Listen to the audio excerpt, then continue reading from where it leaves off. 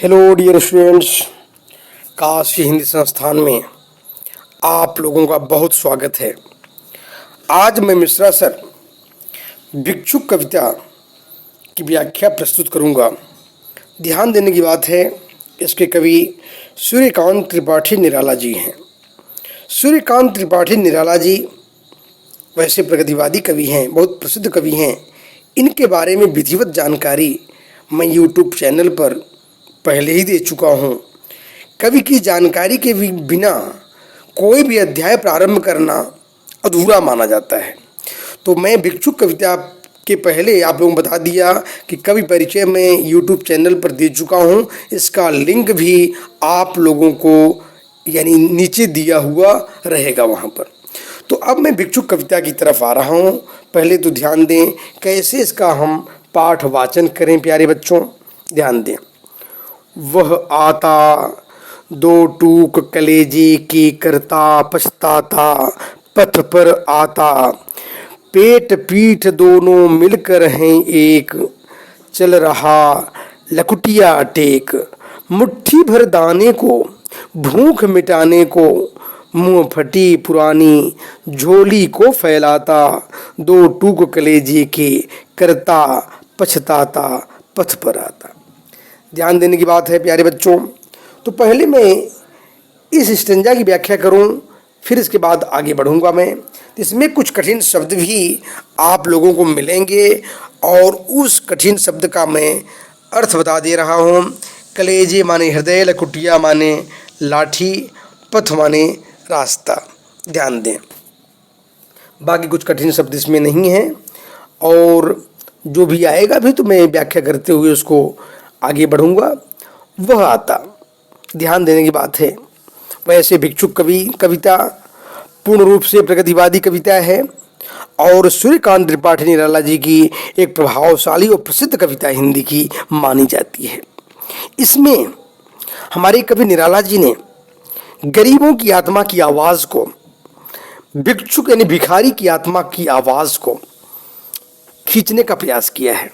कहा जाता है जहाँ न पहुँचे रवि तहाँ पहुँचे कवि। तो वाकई हमारे सूर्यकांत त्रिपाठी निराला जी की लेखनी और इनकी जो कल्पना है भिखारी तक पहुँचती है। भिक्षुक का जीवन यापन कैसे होता है, लोगों की सोच, लोगों की नज़रिया भिक्षुक के प्रति कैसी होती है, इस चीज़ को हमारे महामहिम सूर्यकांत त्रिपाठी निराला ने दिखाने का प्रयास किया है। अपने आप में बहुत बड़ी बात है। आजकल बहुत से लोग ऐसे मिल जाते हैं ना कि वे भिखारी को देखते ही उसको इशारा करते हैं आगे बढ़ो।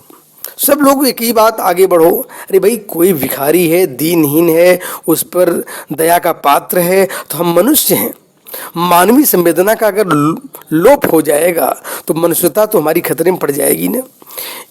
पहले बता दूं आप लोगों को, वैसे भिक्षुक कविता को मैं विधिवत तरीके से बाद में और भी कुछ इस पर बोलूँगा, लेकिन पहले मैं व्याख्या की बात कर दूं। वह आता, कितना कारुणिक दृश्य है। सूर्यकांत त्रिपाठी निराला जी, ध्यान देने की बात है, यह प्रयागराज इलाहाबाद का मार्ग है। तो वहीं पर वो भिखारी किस तरह से वो आ रहा है, किस तरह से दीनहीन अवस्था में आ रहा है। कितना कारुणिक वह दृश्य है, बेचारा चला आ रहा है। वह आता दो टूक कलेजे के करता पछताता, पथ पर आता। यानी दो टूक कलेजे के करता, यानी पछताते हुए आ रहा है, मन में बहुत दुखी है, बहुत कष्ट में है कि वह सोच रहा है कि कई दिन से तो मैं मांग ही रहा हूँ, भिक्षा के लिए मैं निकल रहा हूँ, लेकिन भीख मिल नहीं रही है, खाली हाथ लौटना पड़ रहा है। क्या आज भी खाली हाथ ही लौटना पड़ेगा, वो सोच रहा है, बहुत दुखी है। क्योंकि यह जो लाइन है, दो टूक कलेजे के करता, यानी कलेजे को दो टूक करता हुआ आ रहा है। यानी हृदय को दो टूक करना, कलेजे को दो टूक करना अपने आप में मुहावरा है। यानी अपने आप के दुख को प्रकट करना, अपनी करुणा की भावना को बेहद दयनीय हालत में प्रकट करना और पछताते हुए मार्ग पर आ रहा है, आगे बढ़ रहा है कि पता नहीं आज का दिन कैसा होगा, कि लोग मेरे ऊपर दया दृष्टि करेंगे या नहीं करेंगे, यह तमाम चीज़ों को सोचते हुए बेचारा आगे बढ़ रहा है। पेट पीठ दोनों मिलकर हैं एक, कितनी कारुणिक दृश्य है। ध्यान देने की बात है, कवि निराला जी ने बहुत दुखद चित्र में बड़ा कारुणिक दृश्य का वर्णन किया कि बेचारा भिखारी जो है उसका पेट और पीठ दोनों मिलकर के एक हो चुका है। कहाँ पेट है कहाँ पीठ है, ये अलग कर पाना बहुत मुश्किल है। यानी इसका मतलब शाब्दिक आशय यही है कि बहुत दिन से जैसे कुछ खाया पिया नहीं है। क्या कारुणिक दृश्य, सोचने वाली बात है कि पेट चिपका हुआ है पीठ में, मतलब कई दिन से जैसे भोजन नहीं पाया, आवाज नहीं निकल रही उसके मुख से बेचारे के। चल रहा लकुटिया टेक, लकुटिया माने लाठी के सहारे, यानी चलने की शक्ति नहीं है। एक भिखारी में चलने की शक्ति नहीं है, लकुटिया के सहारे यानी एक डंडे के सहारे बेचारा टेकता हुआ आगे बढ़ रहा है। यानी कवि ने यह स्पष्ट कर दिया, वो लकुटी नहीं होती तो शायद हो सकता है चल भी न पाता। इतना भूख से तड़प रहा है बेचारा, हो ऊर्जा नहीं उसके अंदर, मुट्ठी भर दाने को भूख मिटाने को समाज से आग्रह कर रहा है वह भिखारी, वह निवेदन कर रहा है वह भिखारी कि एक मुट्ठी अनाज कम से कम समाज का कोई सदस्य दे देता तो सबकी ओर वह दया दृष्टि के लिए वह एक मुट्ठी अनाज के लिए हाथ बढ़ाता है, लेकिन कोई उसके झोली में एक मुट्ठी अनाज नहीं दे रहा है। कितना करुणा भरा दृश्य है मेरे प्यारे छात्रों। यानी बहुत दुखद स्थिति का वर्णन हमारे कवि निराला जी व्यक्त करते हैं। कहते हैं, मुंह फटी पुरानी झोली को फैलाता। ध्यान देने की बात है प्यारे बच्चों, यानी इतना दुर्भाग्यशाली है, इतना विपन्न है, इतना गरीब है वो भिखारी कि उसके पास झोली भी ठीक से नहीं है। पुरानी झोली वह भी फटी हुई, यानी दुर्भाग्यशाली इतना, अगर एक मुट्ठी अनाज दे भी दे, उसमें डाल भी दे तो शायद कहीं गिर न जाए। झोली में पहुंच पाएगा कि नहीं पहुंच पाएगा, यह भी प्रश्न चिन्ह है। सोचने वाली बात है। यानी ईश्वर न करें कोई इतना गरीब हो, इतना बड़ा दरिद्र हो। यानी करुणा की भावना आज देखते बन रही है। निराला जी की दृष्टि आज उस भिखारी पर पड़ गई है। ध्यान देने की बात है।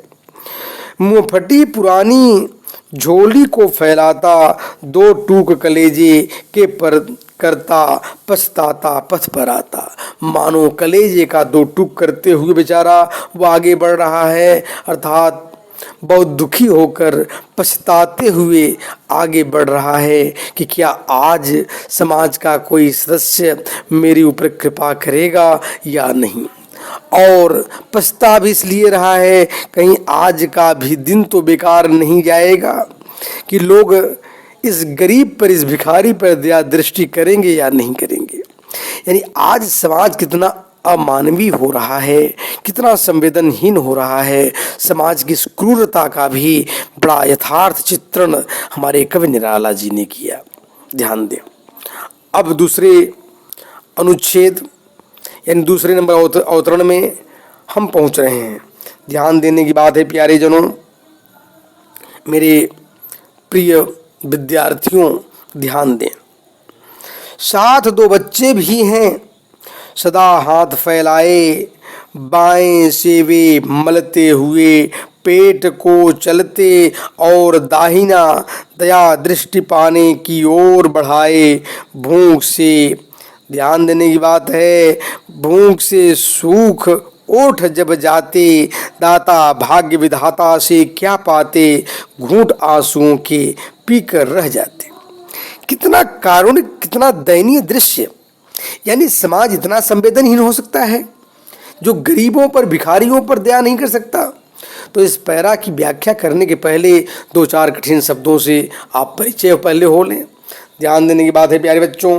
दया दृष्टि माने दया दिखलाने वाला, यानी दया, अपनी दया की दृष्टि मेरी तरफ कोई दिखलाए। ध्यान दें। दाता माने देने वाला, विधाता, विधाता माने भगवान या ईश्वर। ध्यान देने की बात है। आज जब वो भिखारी चल रहा है तो साथ में और कारुणिक दृश्य बन जाता है। दो भिखारी, यानी उसके भिखारी के दो बच्चे, वह भी, उस पर भी क्या समाज इतना संवेदनहीन हो गया कि कम से कम अरे भिखारी पर दया नहीं कर रहे हो तो उसके दोनों बच्चों पर तो कारुणिक दृश्य तो डाल दो। मेरे सामाजिक सदस्यों, सामाजिक जनमानस की ओर कभी कितना यानी क्रूरतम भाव रख रहा है कि समाज इतना क्रूर हो सकता है। अरे बच्चों के जीवन के बारे में भी कल्पना नहीं कर सकता, सोच नहीं सकता। ध्यान देने की बात है बच्चों, साथ दो बच्चे भी हैं, सदा हाथ फैलाए। भिखारी आगे आगे भिक्षाटन कर रहा है और पीछे पीछे उसके दो प्यारे प्यारे बच्चे जो हैं वह भी हाथ फैलाए हुए हैं और समाज का ध्यान का, यानी सामाजिक सदस्यों का ध्यान आकर्षित कर रहे हैं कि मेरे ऊपर कृपा कीजिए देने वालों। लेकिन ध्यान दो, बाएं से वे मलते हुए पेट को चलते।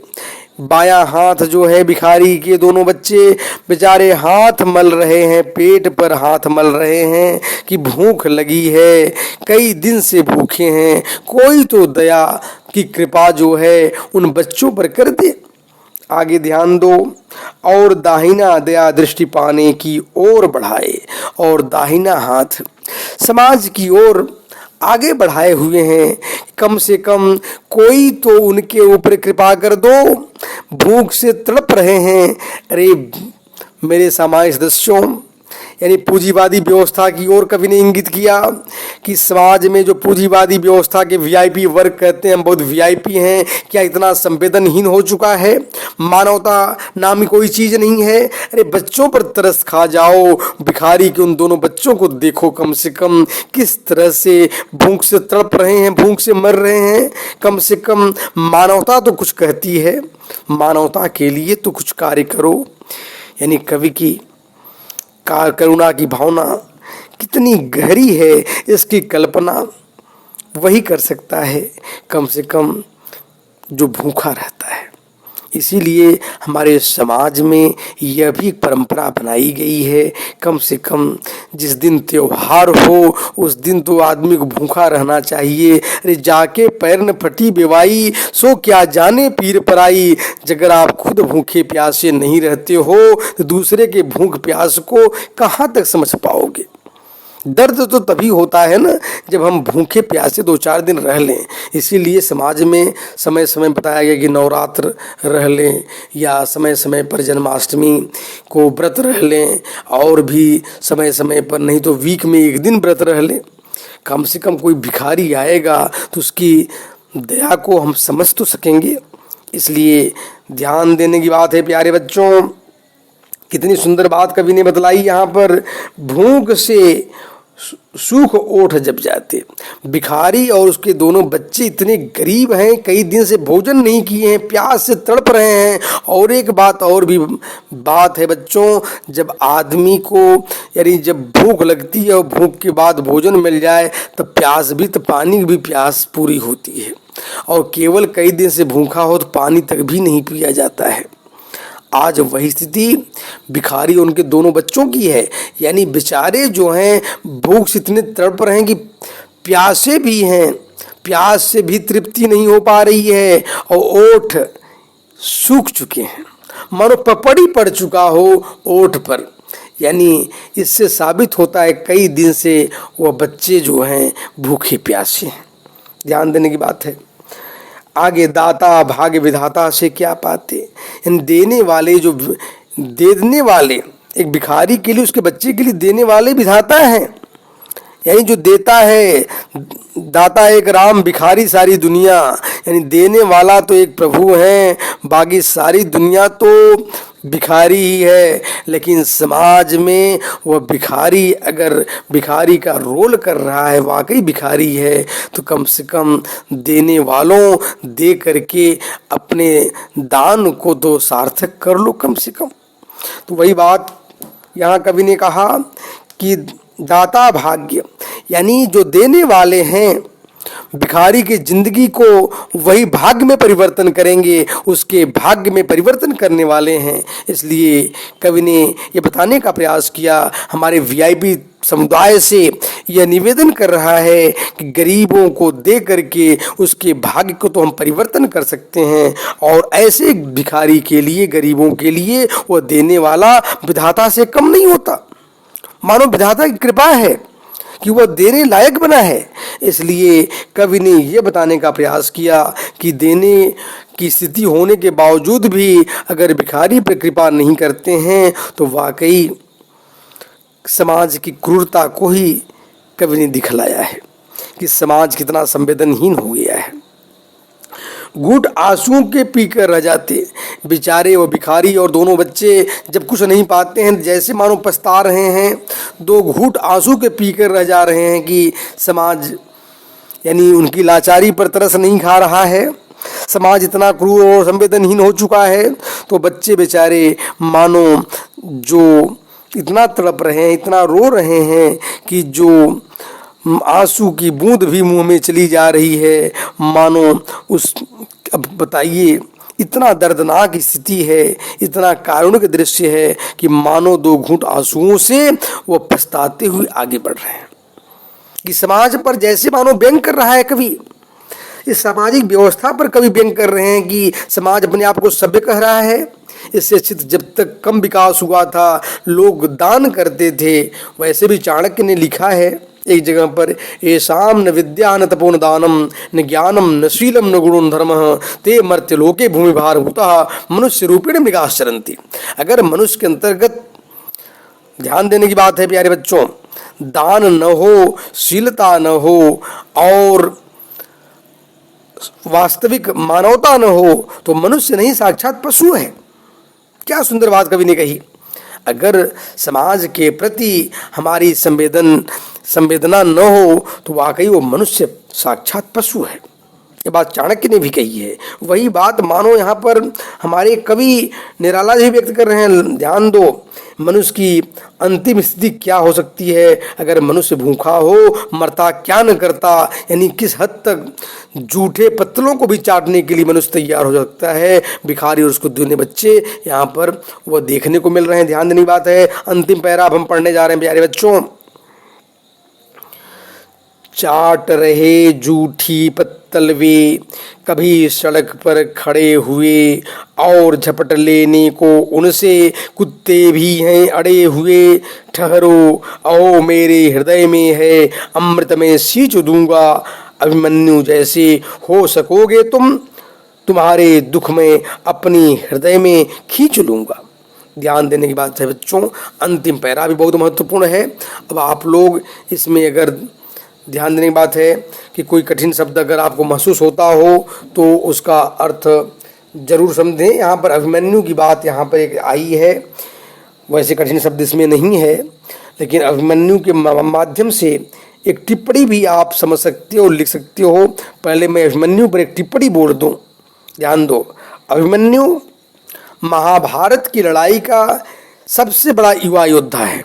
सबसे कम उम्र का युवा योद्धा अगर कोई महाभारत लड़ाई में लड़ा है बहादुरी के साथ, वह वीर अभिमन्यु है। अभिमन्यु अर्जुन का महान योद्धा जो थे, अर्जुन और सुभद्रा का पुत्र है और प्रभु श्री कृष्ण का वह चहेतक और भांजा है, प्यारा भांजा है। तो इस तरह के बातों को आप समझ सकते हो। तो जो कृष्ण का भांजा हो वाकई वो साधारण कैसे हो सकता है। तो अभिमन्यु ने भी बहादुरी के साथ महाभारत की लड़ाई में लड़ा है। जब महाभारत की लड़ाई में, यानी ध्यान देने की बात है प्यारे बच्चों, कौरव और पांडव सेना के बीच महाभारत की लड़ाई हुई थी, तो कौरवों ने गलत चाल चली थी। तो जानते थे कि जबकि यह चक्रव्यूह केवल पांडवों में केवल अर्जुन तोड़ सकते थे, उसकी रचना का भेदन कर सकते थे, लेकिन पांडवों को फंसाने के लिए, युद्ध में पराजित करने के लिए वहाँ पर कौरव सेनापति उस समय बहुत प्रभावशाली थे, द्रोणाचार्य जी। उन्होंने चाल चली थी कि अर्जुन को युद्ध से बाहर कर दिया जाए तो निश्चित रूप से महाभारत की लड़ाई थोड़े घंटे में ही जीत सकते हैं। इसलिए, लेकिन पता नहीं था उस चक्रव्यूह का भेदन एक और युवा भी करना जानता है। तो वाकई वीर अभिमन्यु ने 6 द्वारों का भेदन करना जानता था। अंतिम द्वार का भेदन नहीं कर पाया, क्योंकि जब उसके पिताजी अर्जुन ने अपनी पत्नी को जब चक्रव्यूह भेदन की जानकारी दे रहे थे उस समय वह सो गई थी, इसलिए अंतिम 7वें द्वार का भेदन वह नहीं बता पाए थे। इसलिए वीर अभिमन्यु भी 7वें भेदन को नहीं कर सका और परिणामतः 7 महारथी और तमाम महारथियों ने मिल कर के एक निहत्थे पर प्रहार किया था और अंत समय में उसकी मृत्यु हो चुकी थी। लेकिन वह महाभारत की लड़ाई में पराजित होने के बावजूद भी वह शहीद बालक अमर हो गया। आज भी अभिमन्यु की वीर गाथा यानी हर लोगों की जुबानों पर निश्चित रूप से विद्यमान रहती है। जहां महाभारत की लड़ाई की बात होती है, वीर अभिमन्यु की बात न हो तो वाकई महाभारत की लड़ाई अधूरी बन जाती है, कथा अधूरी बन जाती है। इस तरह से मैंने वीर अभिमन्यु के बारे में बतलाया। अब अंतिम पैरा को ध्यान दो प्यारे बच्चों। चाट रहे जूठे पत्तल वे, कभी सड़क पर खड़े हुए भिखारी और उसके दोनों बच्चे। ध्यान दो, चलते चलते आगे बढ़ते हैं एक चौराहे के पास में। वहाँ पर क्या होता है प्यारे बच्चों कि कोई बड़ी जगह पर कोई पूंजीपति के यहाँ, वीआईपी के यहाँ एक कार्यक्रम हुआ था और उस कार्यक्रम में तमाम पत्तलों को फेंका गया था। जूठे पत्तल यानी पार्टी होती है ना, तो जूठे पत्तलों को फेंक दिया जाता है। तो जूठे पत्तल फेंके हुए थे, उसमें किसी में कुछ सब्जी, किसी में कोई पूड़ी, किसी में अचार, कुछ छूटा हुआ है। तो जैसे कुत्ते खाते रहते हैं, कुत्ते खा रहे हैं और चाट रहे हैं, तो वहाँ पर भिखारी और दोनों बच्चे भी, यानी कहा जाता है ना मरता क्या न करता, तो भूख की तड़प सबसे दर्दनाक होती है प्यारे बच्चों। वह यानी कहा जाता है ना, भूख न जाने झूठे भात और नींद न जाने टूटी खाट। यानी जब नींद आ जाती है खटिया टूटी है कि नहीं है वह ध्यान नहीं देता है, और भूख जब आ जाती है, लग जाती है, तो झूठा भोजन है उस पर व्यक्ति ध्यान नहीं देता है।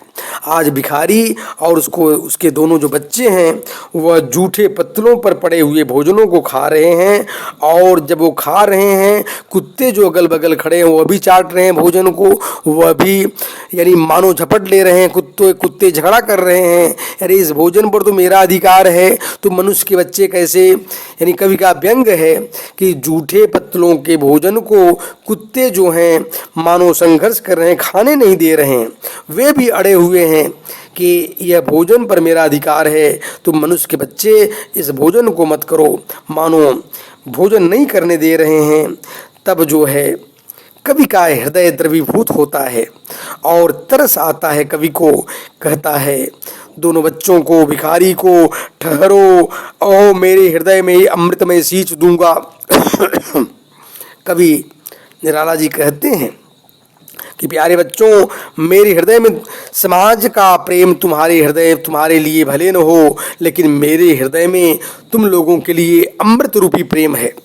मैं तुम लोगों को सहायता करने के लिए तैयार हूँ, लेकिन मेरी एक शर्त है प्यारे बच्चों, तुम्हें अभिमन्यु जैसा होना पड़ेगा। जैसे अभिमन्यु ने यानी अन्याय और अधर्म के खिलाफ महाभारत की लड़ाई में उस व्यवस्था के खिलाफ अकेले 7 महारथियों से लोहा लिया था, निहत्थे युद्ध किया था और 7 महारथियों को यानी लोहे का चना चबवा दिया था। उसी प्रकार से कवि ने ये बताने का प्रयास किया है, वीर अभिमन्यु की भांति तुम्हें भी इस सामाजिक व्यवस्था के खिलाफ, इस अन्याय के खिलाफ, जो पूंजीवादी व्यवस्था है, जो शोषण कर रहे हैं गरीबों का, मजदूरों का, कृषकों का, ऐसे लोगों के खिलाफ तुम्हें भी संघर्ष करना होगा, तुम्हें भी लोहा लेना होगा।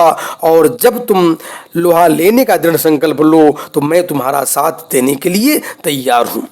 यानी भिखारी और उसके बच्चों को इस सामाजिक व्यवस्था के खिलाफ यानी लोहा लेने के लिए कवि जैसे उनको तैयार करता है और उसमें कवि उनका साथ देने के लिए तैयार करता है। यानी शोषण के विरोध में कवि स्वयं उस क्रांतिकारी आवाज बनकर खड़ा होता है। आगे ध्यान देने की बात है बच्चों, तुम्हारे दुख में मैं अपने हृदय में खींच लूंगा, कवि कहता है भिखारी। और तुम्हारे दोनों बच्चों यानी प्यारे बच्चों, मैं तुम्हारे दुख को आत्मसात करने के लिए तैयार हूं, लेकिन तुम्हें सामाजिक व्यवस्था के खिलाफ संघर्ष करना होगा। इस क्रांतिकारी व्यवस्था में तुम्हें मेरा साथ देना होगा। मैं तुम्हारी सभी कुछ सहायता करने के लिए तैयार हूं। इस प्रकार से कवि निराला की एक प्रसिद्ध कविता है। भिक्षुक के माध्यम से मानो भिक्षुक की आत्मकथा को कवि ने व्यक्त करने का प्रयास किया है। तो वाकई यानी सामाजिक जो निर्दयता है, सामाजिक जो क्रूरता है, उसके खिलाफ में कवि की एक क्रांतिकारी बुलंद आवाज़ है। और इस सामाजिक व्यवस्था में हमारे देश के नवयुवकों को भी आज वर्तमान शोषण के खिलाफ एकत्रित होकर क्रांतिकारी आवाज़ को बुलंद करना होगा। और एक बात और भी ध्यान देने की बात है, बड़े पैमाने पर आप इस को सब्सक्राइब करें और बड़े ही पैमाने पर लाइक और शेयर अवश्य करें प्यारे बच्चों। धन्यवाद।